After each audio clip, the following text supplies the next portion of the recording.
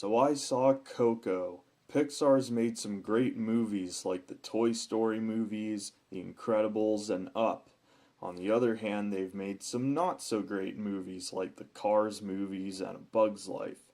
Seeing as how Toy Story 2 was one of the first movies I ever saw in theaters, and the first Toy Story was one of the first movies I ever saw in my entire life, I'm probably going to see all of Pixar's movies for as long as I live. If I didn't see Coco in the theater, I would have seen it eventually. This is probably the best Pixar movie since Inside Out. I appreciate how the movie tries to explore more mature themes, at least more mature by Disney standards. As someone who plays guitar, I appreciate how the fingerings and chord shapes they animated matched up accurately with the music playing.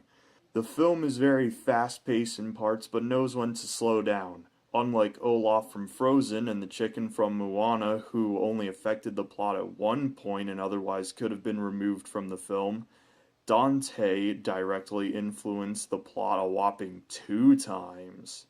I'm about to get into spoiler territory, so if you don't want anything spoiled, please skip to this time marker. You've been warned, spoilers begin in 3, 2, 1.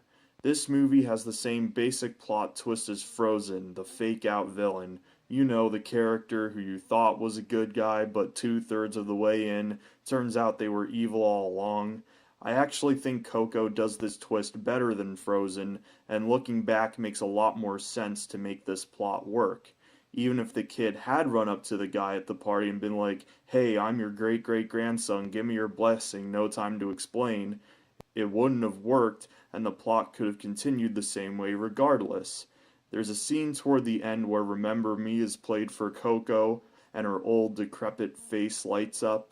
If you were emotionally affected by this scene, I highly recommend checking out this video called "Old Man in Nursing Home Reacts to Hearing Music from His Era," where this super old dude at a nursing home is shown music from his youth and a big smile erupts on his face and he starts dancing in his chair and talks about his favorite musical artists. It's quite touching, and it's been a while since I saw the video. Overall, Coco is in the better half of Pixar movies and I'd recommend it. All I can say is I hope Toy Story 4 is more like this and less like this. 7.5 out of 10.